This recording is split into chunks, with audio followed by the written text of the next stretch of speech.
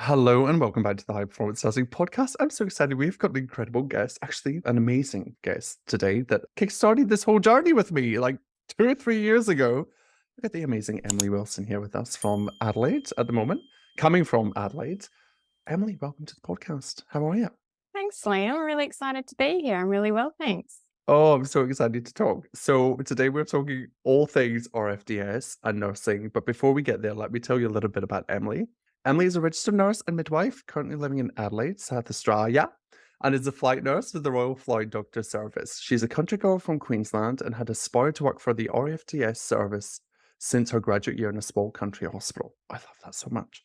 She's worked in a diverse range of settings, including small rural hospitals and tertiary hospitals in Darwin, Canberra, and Adelaide, in mostly ICU and maternity care. She's completed her postgraduate studies in public health and critical care nursing. She's been working for the RFDS service for 2 years now and loves the opportunity to get back into country areas, utilize her skill set in a different way each day. So many questions. Oh my goodness. Let's kickstart with where we always start, which is at the very beginning, just to quote the Sound of Music. Let's start at the very beginning. Let's talk about where you started your nursing career and like what led you into becoming a nurse up in Queensland back in the day. I have a very distinct memory of telling my parents when I finished high school that I wanted to go and do my nursing. And dad told me, "Oh, Emily, you're going to be a terrible nurse. You're just going to cry all the time." I'm quite a sensitive person, is Mm, probably where he was coming from. So I took a gap year and went and got a job at my local nursing home and worked in the dementia wing there for 12 months. And that was either going to make or break my journey, I think, into nursing. And evidently it made it. It was the foundation on providing care and really getting a feel that I loved going to work most days mm, and being able to provide, good care. I was 17. I was very naive and went in with huge amounts of nativity, I mm. suppose, but that really kick-started my nursing journey and gave me that motivation to go and do my Bachelor of Nursing and Midwifery in Brisbane.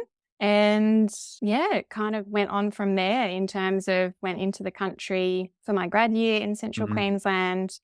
And that was a very fiercely protected maternity unit, which was a wonderful foundation for me coming from a tertiary hospital in Brisbane. So to have that mentorship from some very, very experienced nurses and midwives in quality patient care was absolutely wonderful for my early career. I then went up to Darwin and did some nursing and mid up in the Territory, which was such an incredible experience. I learned a lot about myself. I learned a lot about diverse nursing practice and adapting to different cultures and different personalities as well. From Darwin, I came down to Adelaide. I had 2 years in Adelaide, mostly in maternity care here in a tertiary hospital.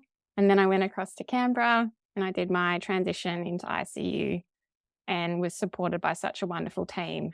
And that was quite a change coming from quite a strong women's health maternity focus. I was quite nervous about that, but the support I had was really, really wonderful. And Amazing. then came back to Adelaide and I've done a bit of locum work up in the Riverland. So a little bit of country work again, which I love. I love getting back into the country areas and you can just get such a wonderful experience getting out of the city, and was working a mixture of ICU and maternity care back here.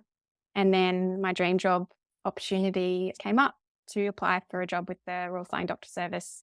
And I can say it was one of the proudest days of my life when I got the phone call to say, come and fly with us. So it's been 2 years now that I've been flying with the RFDS, and it's been just an incredible journey. Wow, I just got goosebumps when you said that there. I was like, oh my God, like, do they actually say that? Come fly with us? No. Say that and like on their, recruitment calls. Oh my Mhm. goodness. What I love about your career is like the permission and the exploration that you've allowed yourself to indulge in, right? And I know, like, with your partner, you move around and things like that, but also being so open and flexible to the opportunities that arise as you do move and pivot and see opportunity. And, I'm not saying that it's easy in any way, shape, or form, because we have our own stuff to work through as we navigate those transitions. But what's that been like maternity, right? You started off in maternity. And you then did a couple of years maternity, I think 3 or 4 years, correct? It was, Yeah, something that's around right. that. And then you pivoted into ICU because a lot of people think that those kind of transitions and those shifts are like, you just can't do them. You know, we talk about that a lot on the podcast. So what was your lived experience of that? And what do you think helped you transition and pivot? Working with the RFDS and being a flight nurse has been a long-term goal since uni, essentially.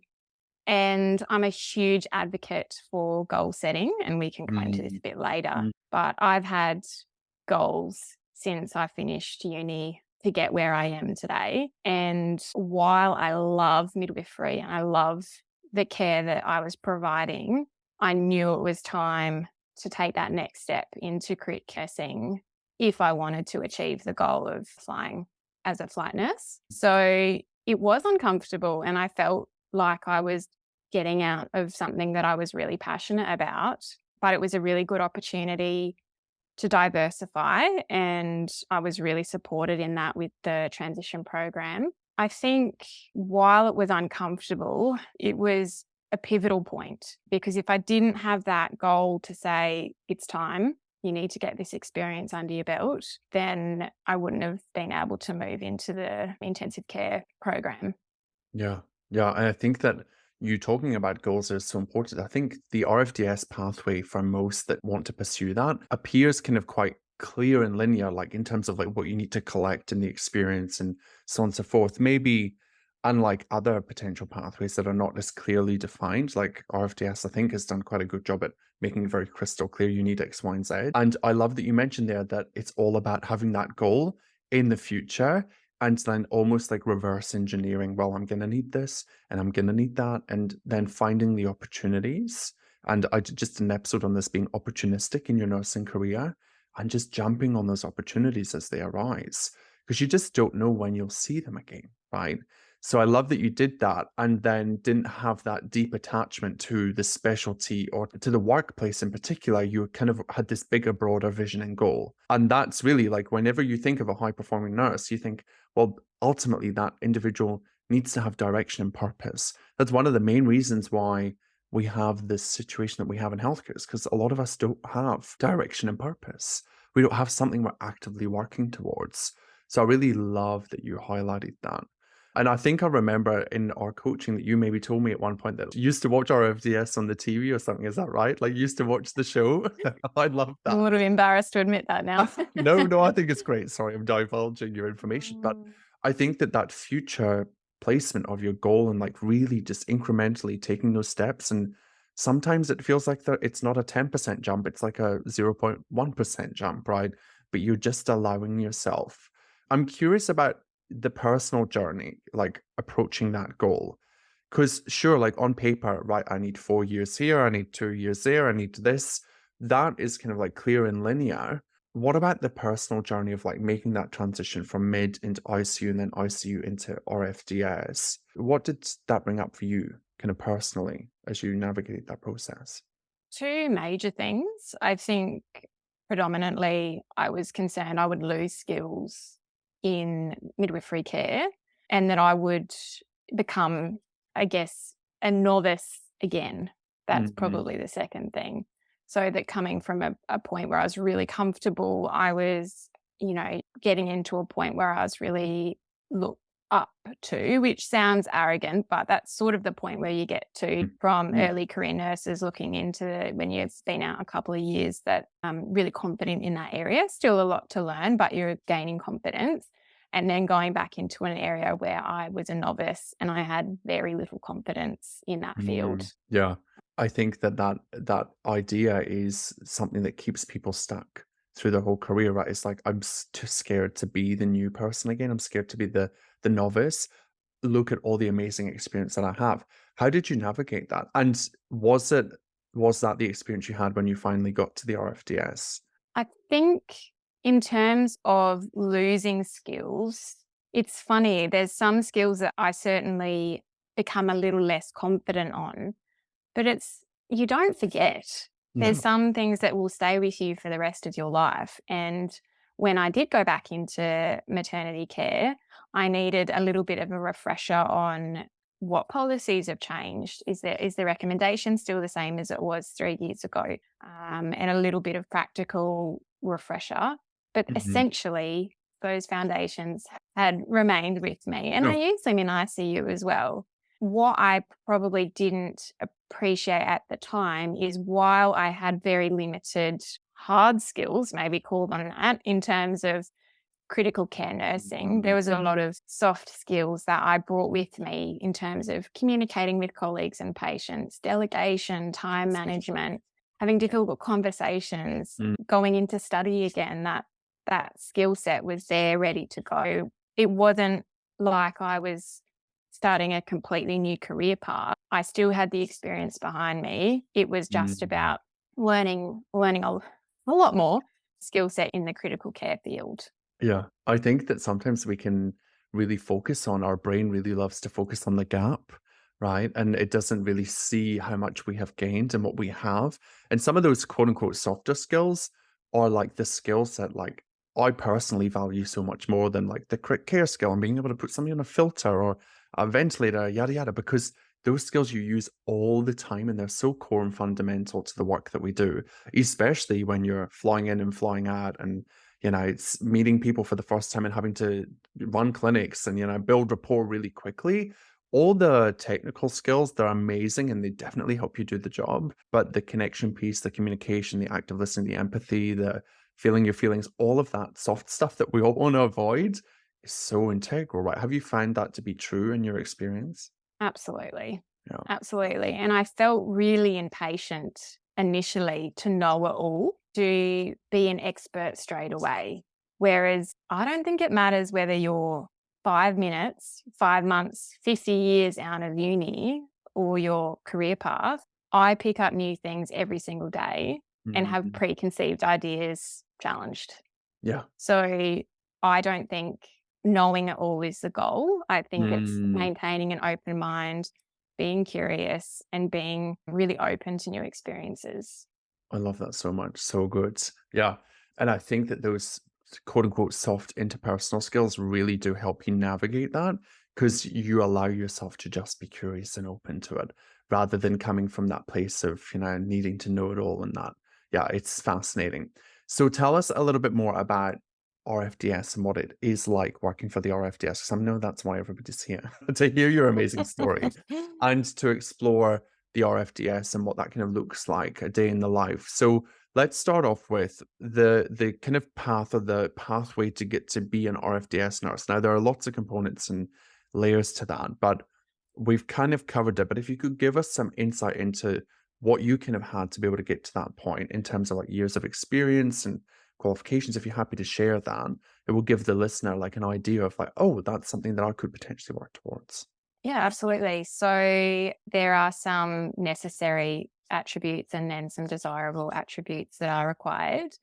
And broadly speaking, it's required that you have 3 to 5 years post grad experience in a critical care area. So that's emergency or ICU. It's desirable to have midwifery, which I do. And that's speaking from some bases might have a desirable requirement for you to have your midwifery. For some bases across Australia, it's essential just because of the geographical location and the sort of patients that they're looking after. Mm. There is a requirement to have your postgraduate in quick care nursing, dependent on what your background is. That might be in your ICU nursing as well.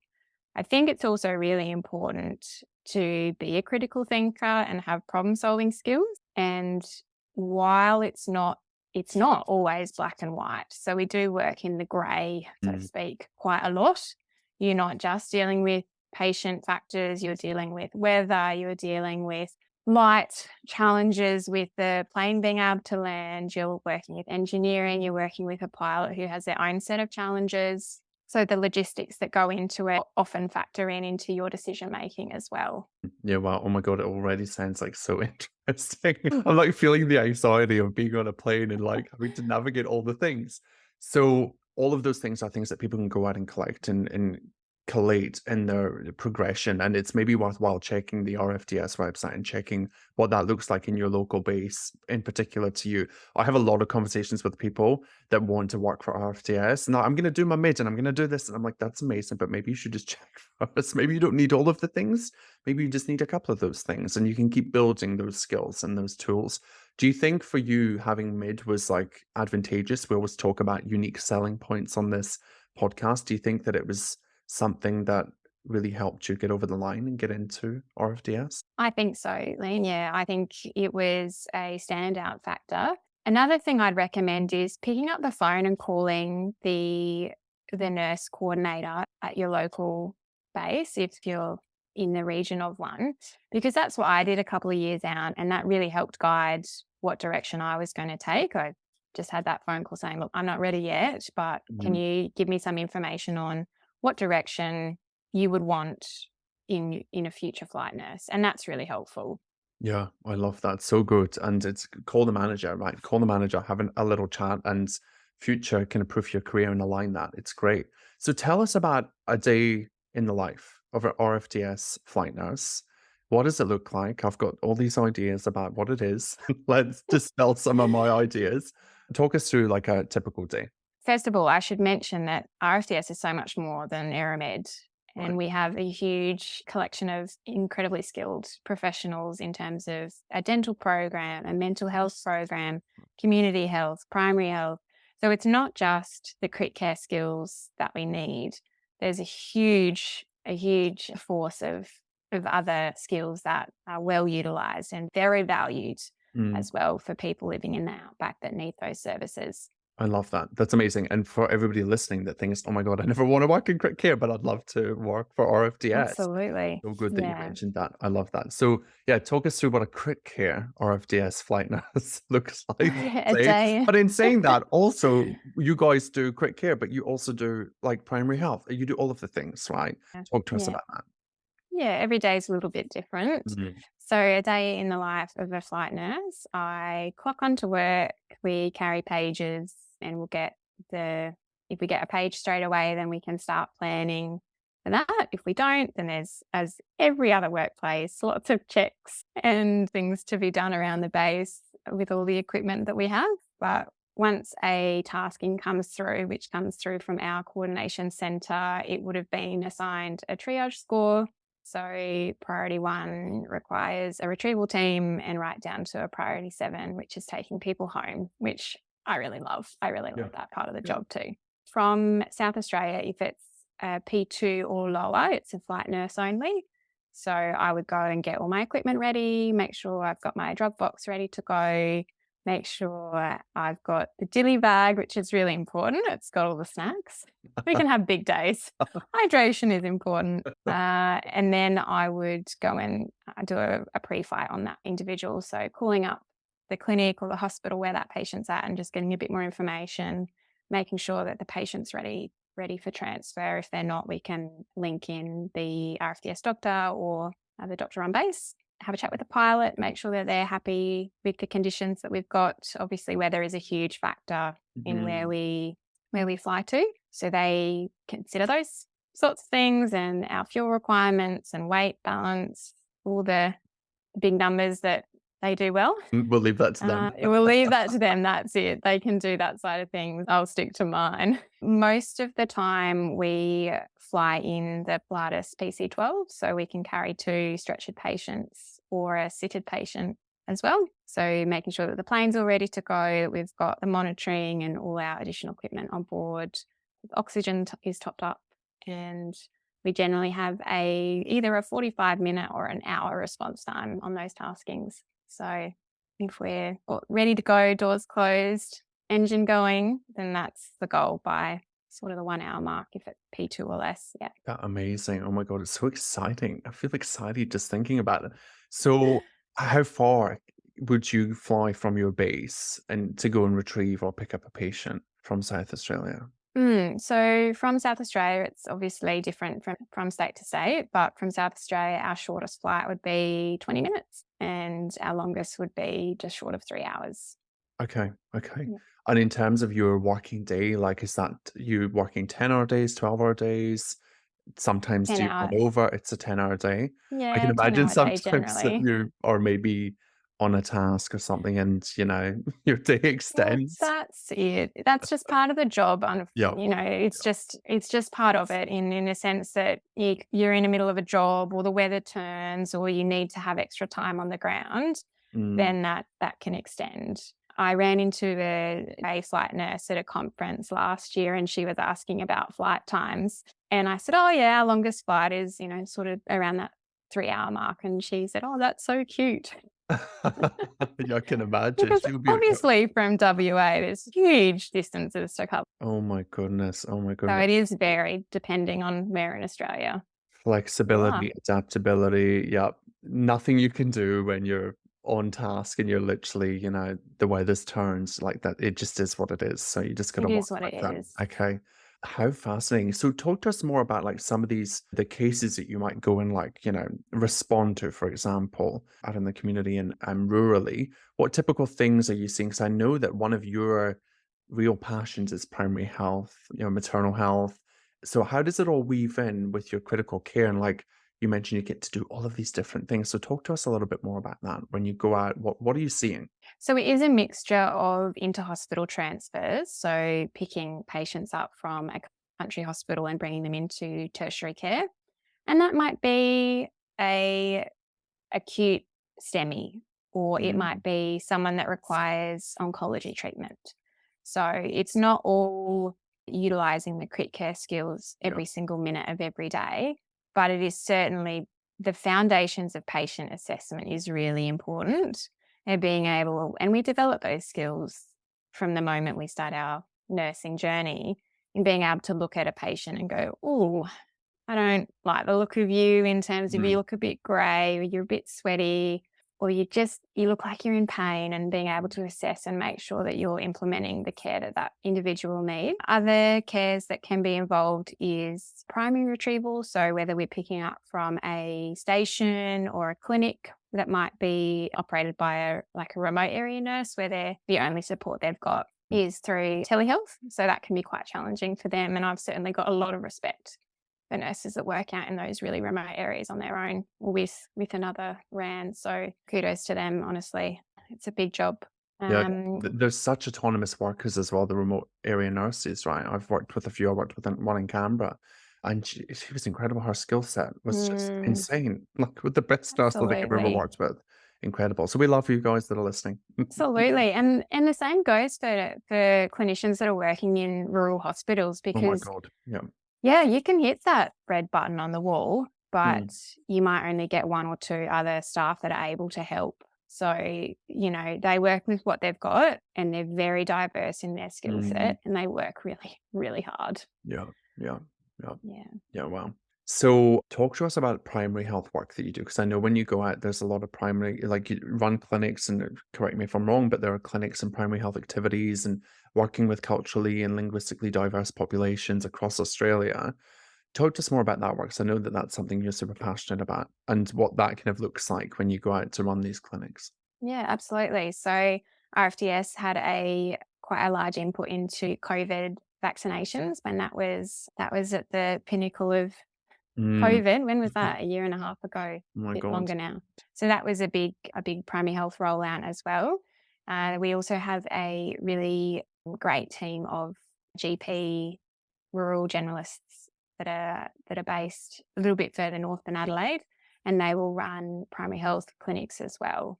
We've got a wonderful dental team that go out and do really important work in clinics and in communities as well. And we've got a midwifery team that will go out and provide care for women that might be hours away from their local hospital and wouldn't otherwise get that sort of continuity of care that's really important Mm. in that pregnancy point of their lives. So it's, I think it is really pivotal. And coming from a country area myself, I understand the value in health promotion and prevention as well, and being able to pick up things before they turn into more Mm. problematic issues. I have a very distinct memory of my dad actually being asked by his specialist just to pop in for an appointment. And that's 5 hours drive away. So there's no popping in. So being able to take these services out into country communities is really valuable. Yeah, it's so special and like really helping improve that access, that equitable access to healthcare, right? Like you say, 5 hours. Oh my goodness. It's Mm, not just to pop in. Can you imagine popping in for a quick GP visit for 5 hours, 10 minutes in and out? God, I want yeah. to throttle the GP. Oh my goodness. So, RFDS, what has surprised you the most about becoming a flight nurse? What are some of the things that you just like had not thought about that you've experienced that you're like, oh my goodness, things that have just kind of surprised you? I think because my most recent work was in the intensive care setting, and as you know, Liam, it's very, very controlled, Mm, very black and white most of the time. Decisions are quite collaborative in the multidisciplinary team that you're working in. And I think because that was where my mindset was at mm, going into the flight nurse role, that took a little bit of an adjustment where I was thinking, this is what I want to enact with my care, but I've got a lot of factors impeding that, or I might need to think a little bit outside the box in terms of turbulence or being able to take additional equipment with me or needing another pair of hands, but I'm actually working with a volunteer ambulance crew, which mm. again are worth their weight in gold, but have been, pulled away from their family dinner on a Sunday night Yeah. and are there to give you help.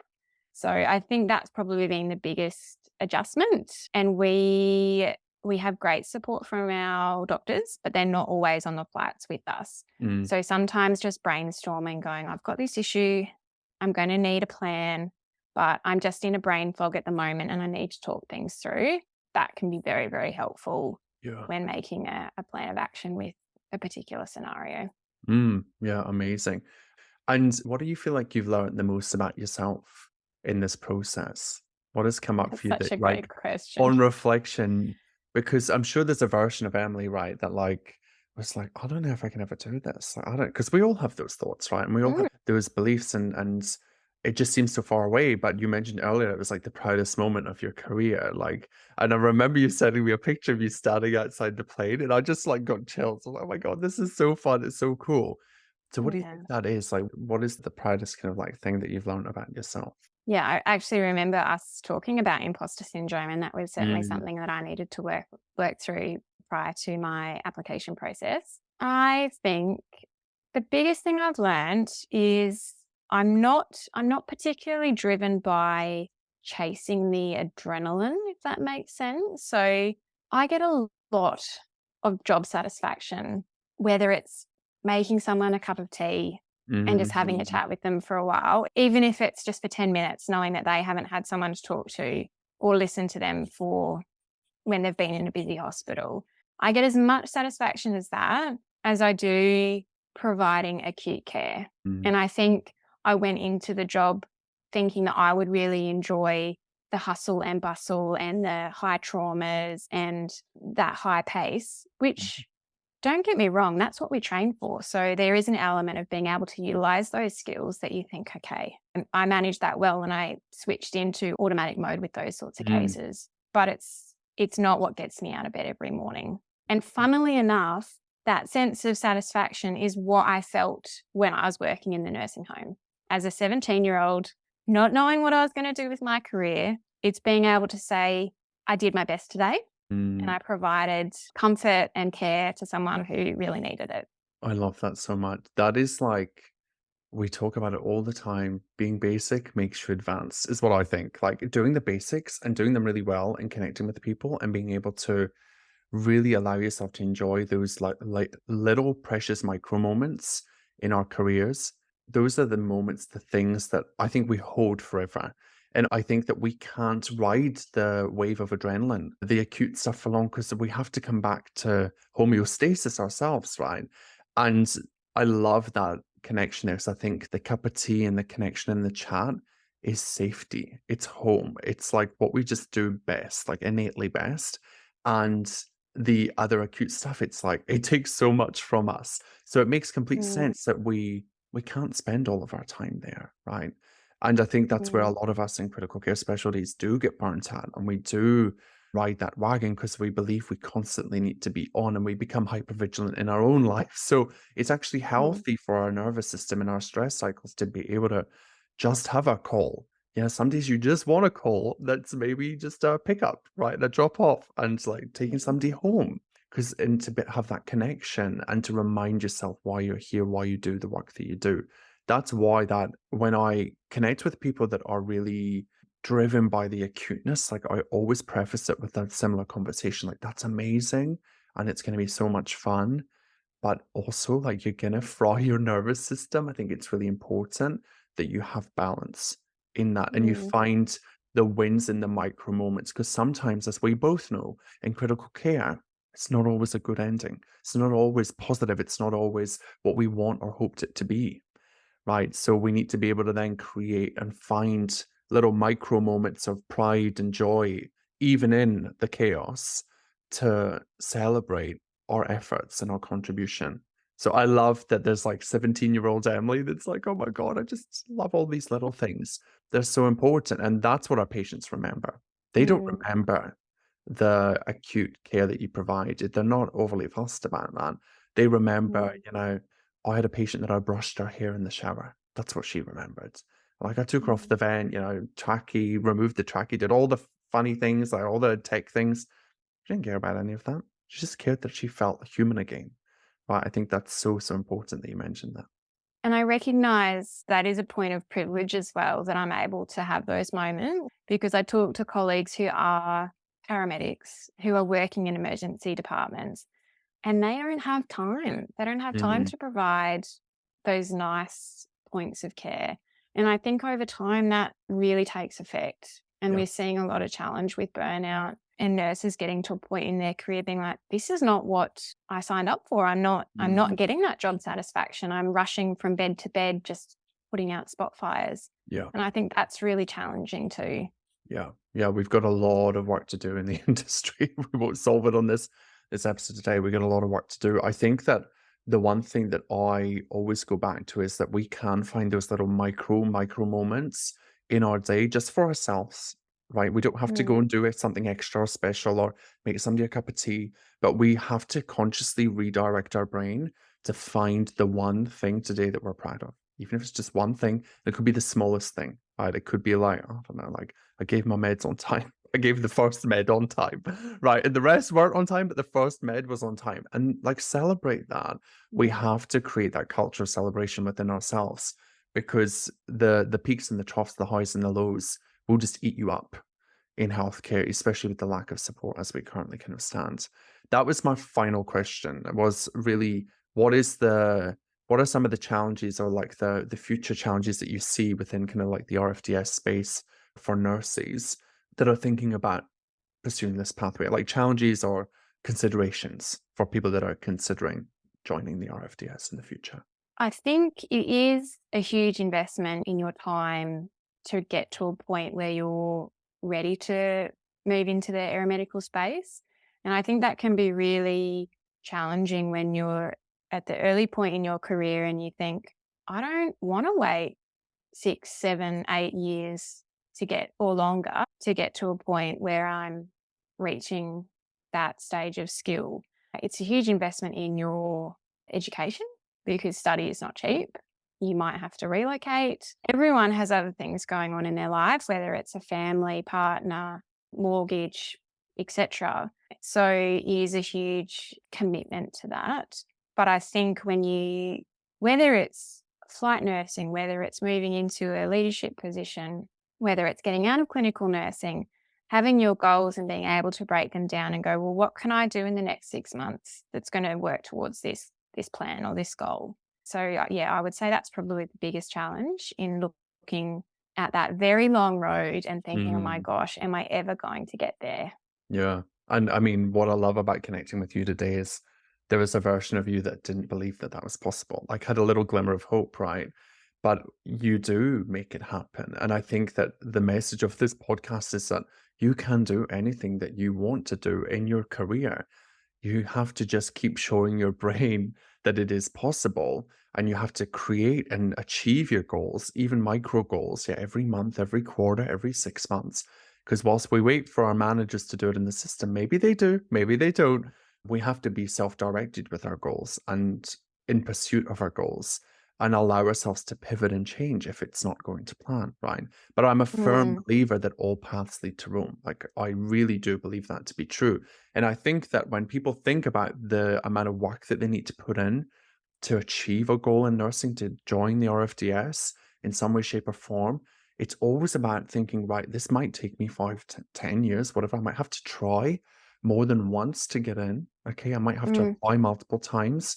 It's, we almost need to build like our failure tolerance because we might fail and that's totally fine. And we can try again from a place of perspective and growth and more knowledge and insight and looking at this whole journey through the lens of return on investment, right? Like the time spent, is it worth the return on investment that you get when you actually finally get to the end destination, right? And for some people, that answer will be no. Straight off the bat, they're like, no, it's not worth that.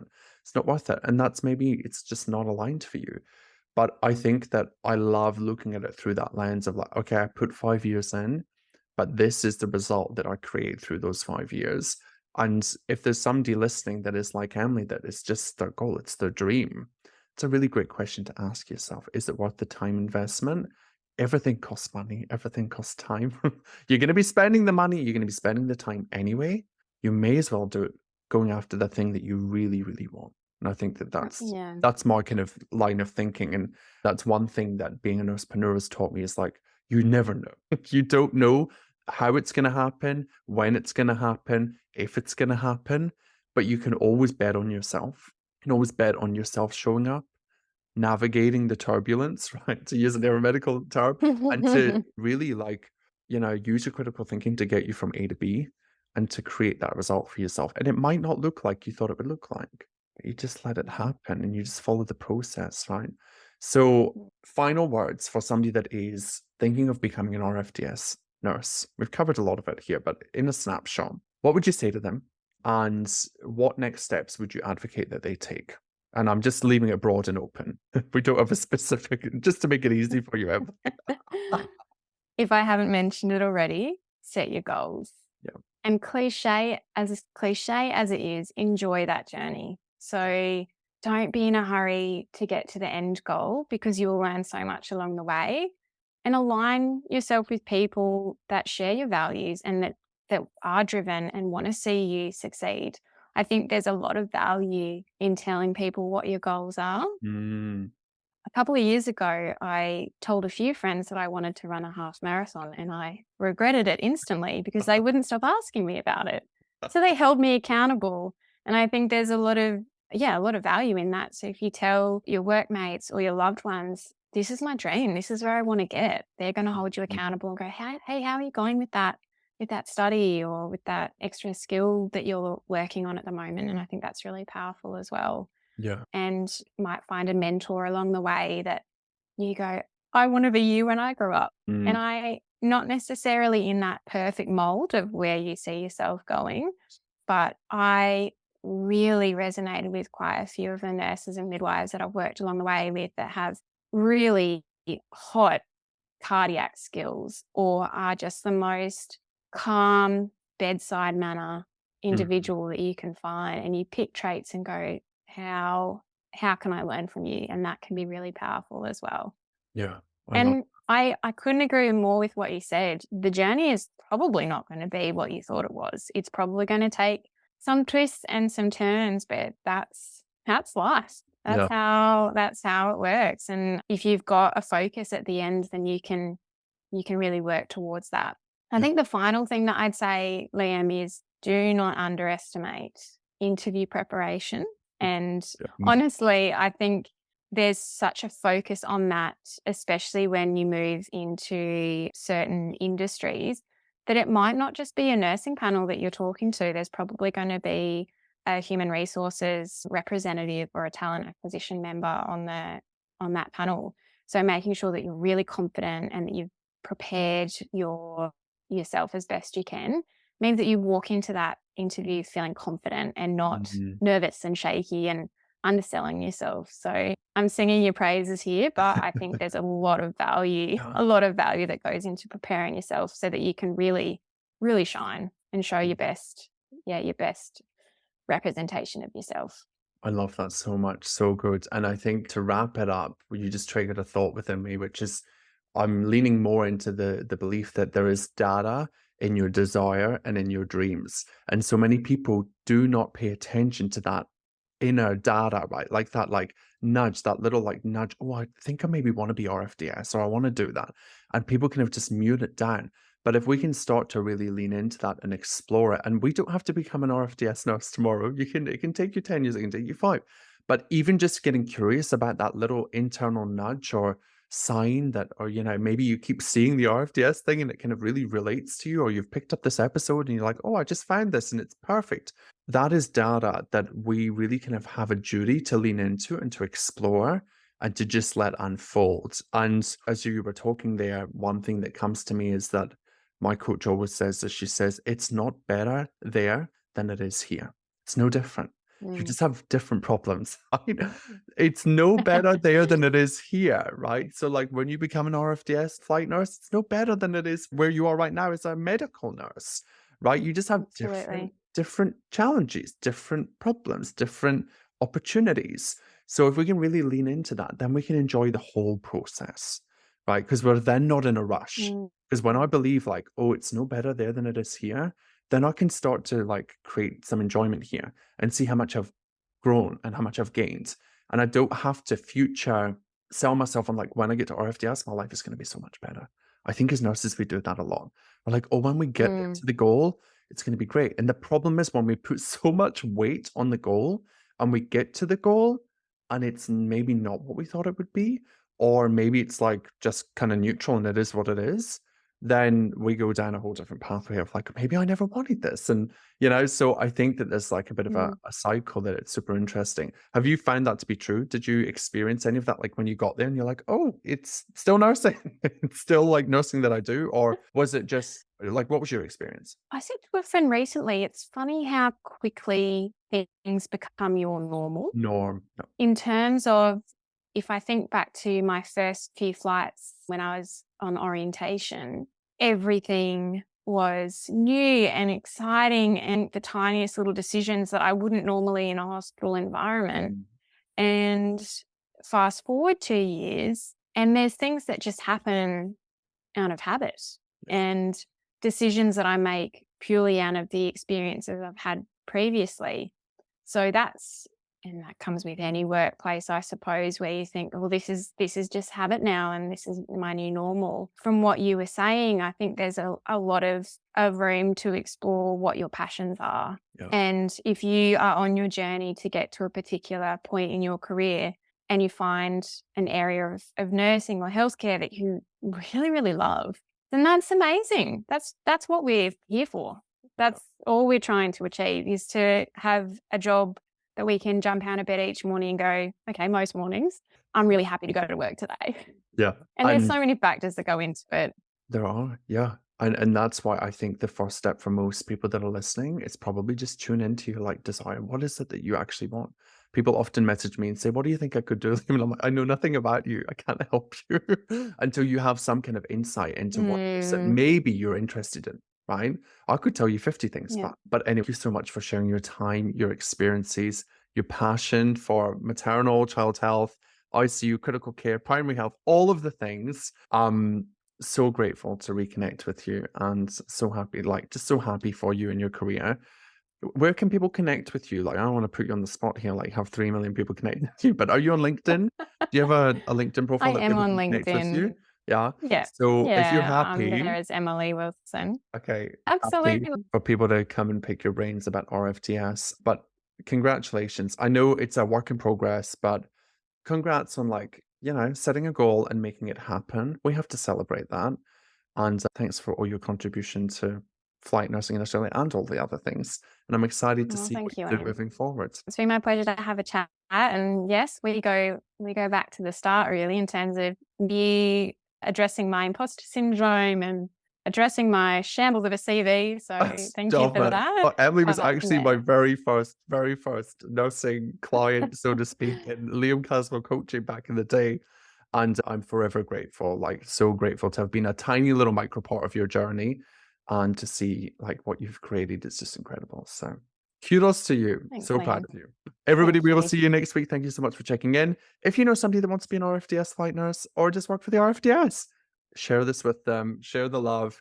Review, rate, let us know all the things about it. And we will see you next week. Stay safe and stay curious. Bye. Hey, thanks so much for listening. I'm so privileged that you spent your time with us here today.